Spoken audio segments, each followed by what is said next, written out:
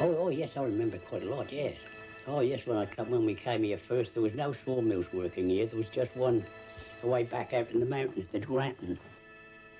Well, it was hard, although everybody seemed to work together. Different from what it was now. Everyone helped each other and that, but those days are gone. And we used to get home about dark because we had to cart all the logs in the summertime to keep them going over the winter.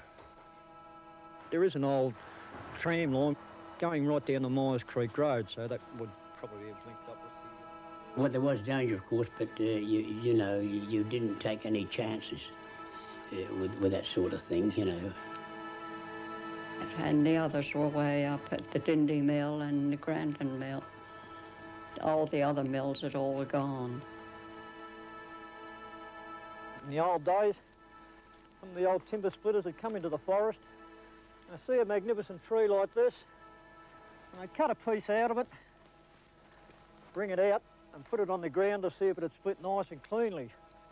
If it did, they'd fall this magnificent tree. The trees were over 200 years old and up to 4 to 5 times bigger than this one. The timber cutters only had basic tools such as an axe and cross-cut saws, so on a tree this size they would probably fell 4 to 5 trees a day, whereas back in the 1800s they would do probably only 1 tree a day and sometimes not even that. How they used to fell a tree is to determine which way it was going to fall. In this particular case, this tree wants to fall down here.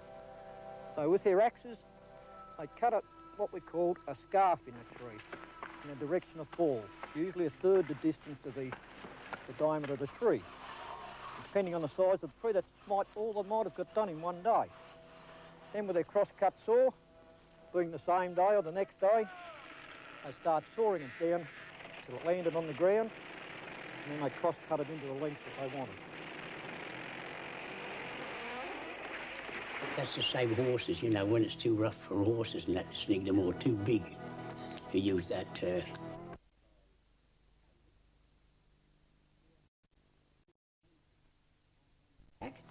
and we ran out feeder rope.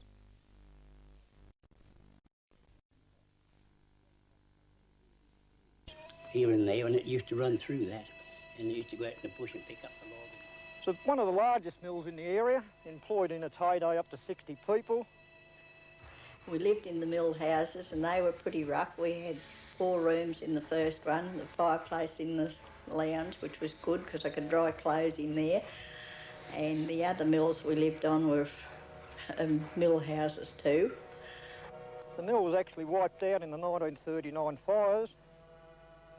It was a crown fire. It was roaring in front of the main fire. And as I got there, this sheet of flame roared across and dipped down over those spars, shot down onto the water. We're always prepared for bushfires when we see them all around the hills and you think, oh, we're going to get burnt this time or not, and we'd have a case pack ready to either throw it in the dam or be prepared to get out somehow. Well, it was shocking up here, damage it was done. Everything was silent, there wasn't a bird, everything was just black. It was awful time. And one of the forestry officers was burned, of course, to death, and his helper.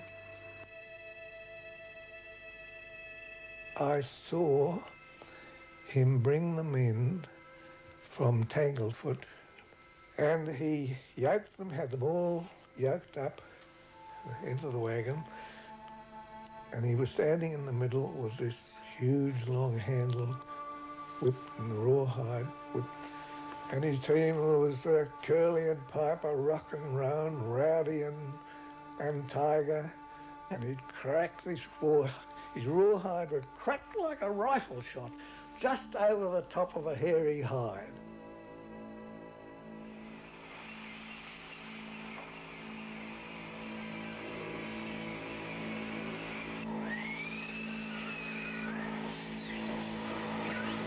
In the mill you do, you work as a team down there, yes. You've got the logs coming to the log yard, and then you've got the log yardie. He rolls the logs down close to the breaking down. Then you've got a chap on the breaking down that works the lever that brings the log through the breaking down. And if need be, the log yardie will do the wedging up for him. That, you know, that makes it easy for to glide through. Just at the exact moment, the chap on the breaking down pulls it with a cat hook, and it comes down and it whacks onto the skids, and it comes sliding down to the number 1 bench. And from there, when you finish the flitch, the four men on that number 1 bench, they go around and they pull the next flitch onto the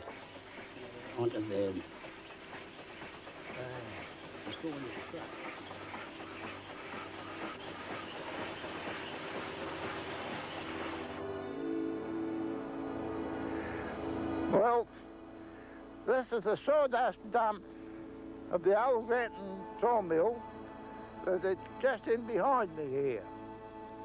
It started in 1912 or thereabouts, and they started with a 20 horsepower engine and a rip bench, and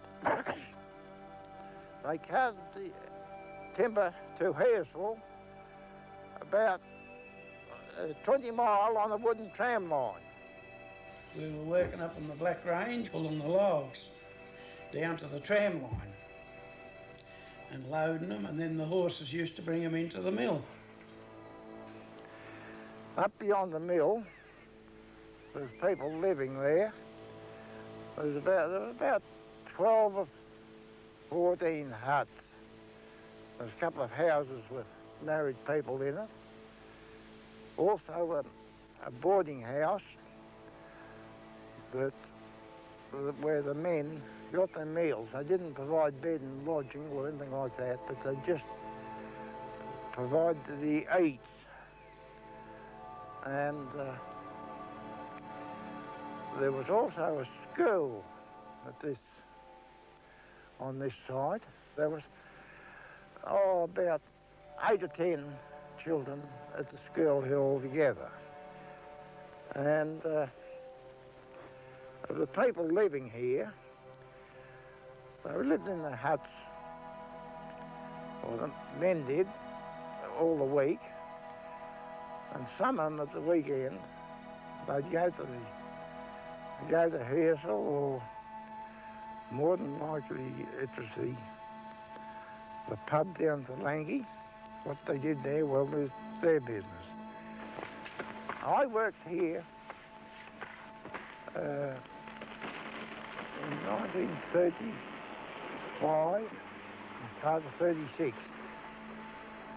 Stretching from north in Murrindindi to Healesville, there was something like 52 sawmills in the area. We had wooden chimneys, and sometimes if it'd get on fire and you'd have wooden burning up the back of the chimney, which was no joke. We happened to get a house in Toolangi for 10 shillings a week, rent. Then I used to go up the bush to work on the motorbike from the mill. When C.J. Dennis first came here, he was writing, but he was living in a tent up in the bush. I remember him writing the book, Sentimental Book. He always did his writing in the early hours of the morning, from 4 o'clock on till about 10 o'clock. And he used to give up and he'd read for the rest of the day. We call him Pepper. He was the hot stuff going up the trees. We always called him Pepper. Pepper Postlewhite. And he'd just flip the rope up and go up and flip the rope up again. Oh yes, he's got the top. You couldn't see him. He looked like a possum up on the top. Matter of fact, he'd done it all for the Granton Mill. And he'd stay up there, you know, swinging backwards and forwards until the tree settled down.